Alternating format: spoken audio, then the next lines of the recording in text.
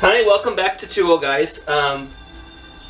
We've got some more stuff planned for the spring, but if you're anywhere near the Midwest, you know this weather has just been up and down and up and down and up and down. Took the garbage out today, and since yesterday, the trees are already starting to bud out. So maybe we'll be able to do some of the more weekend things that we wanted to do, and not just cooking all the time. But right now, we're going to go back to cooking. I've got my brownie pan lined with foil, sprayed. Now, you can use just one kind of potato, or two kinds of potatoes, or three kinds of potatoes, whatever you want for this dish. I like sweet potatoes, Randy likes regular potatoes, so we're splitting the difference. I've taken two small potatoes for Randy, sliced them up, and I'm going to lay them in half of the pan. Okay, I've julienned my sweet potatoes because it was a little bit bigger and I didn't want it to take up so much room. But he'll eat some of mine anyhow. He always does. Whoop, he's on the floor. Alright. And then I've got some seasoning. Now this is garlic, pepper, allspice, and Louisiana Cajun seasoning. But it's just like, it's the mixture that we put like on our, when we do baked fries. Just to give it a little bit of flavoring, but not just a whole lot. On the potatoes good. Okay. And it wouldn't be a chicken dish or a dish at our house without onion. So one onion, and we've got that over both sides, because we both like onion. Now, I was going to do a skillet dish today, and then stupid me, I realized, and once again, I don't have any wraps.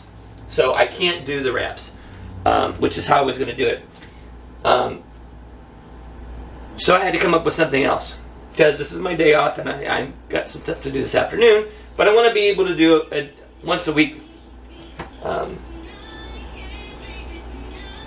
So I had what we had, and I wanted to do the chicken, but do it flat. So I'm digging through the drawer, and I'm finding all other kinds of tools that I could possibly have, except for what I need, which is, of course, a tenderizer. So I got thinking to myself, what do I do? What can I do? And I had an idea. Just to show you that you don't always need expensive tools to do something nice. So I'm going to take my chicken, and I'm going to cut a slit right down the middle,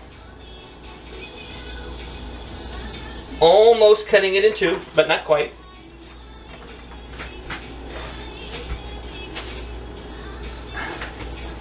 And a piece of plastic wrap. Two reasons. Help keep everything together and to keep the bottom of my pan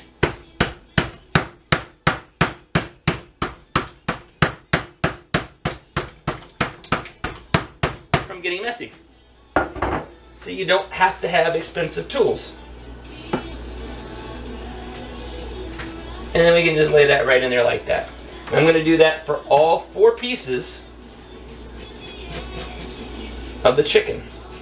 Now, it's not quite totally thawed, so it's not going to be as flat as it would.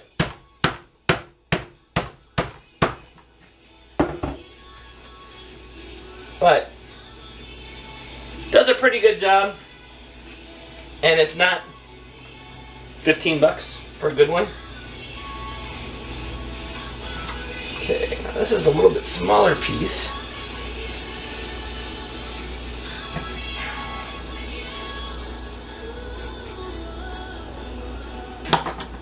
So, see how it's starting to tear apart at the end? That's okay, because when we get done, we'll just tuck that under so that it has a consistent length and thickness.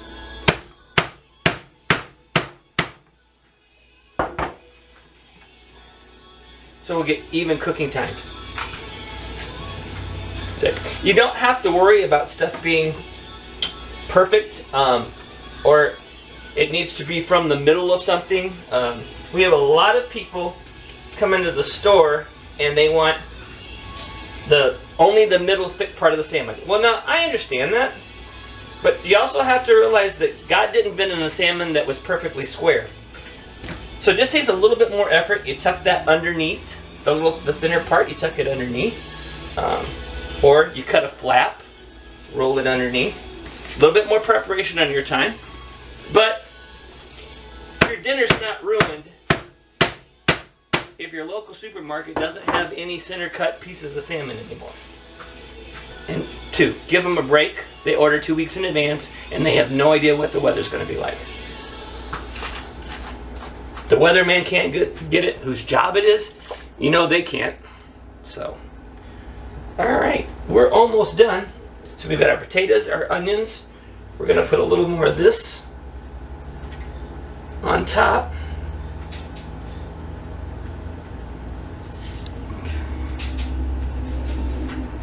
And of course, wouldn't be cooking with me without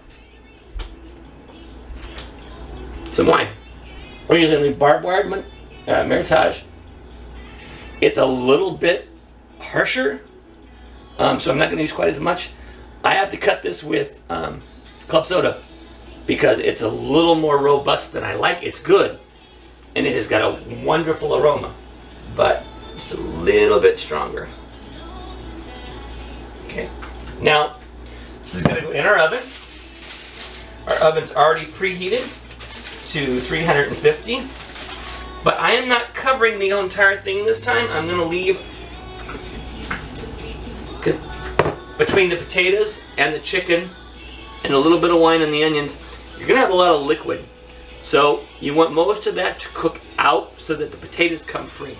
That's why it's always important that you make sure that you non-stick your aluminum foil, whether you use butter or you use a pan spray, whatever, olive oil, whatever you use. Make sure you do that thoroughly. So at 350, goes in the oven, and we're gonna do it for an hour at 350. Boop. And then I'll cut it back, and then let it just slowly cook the rest of the way. Pictures when I'm done, and we'll see you next week.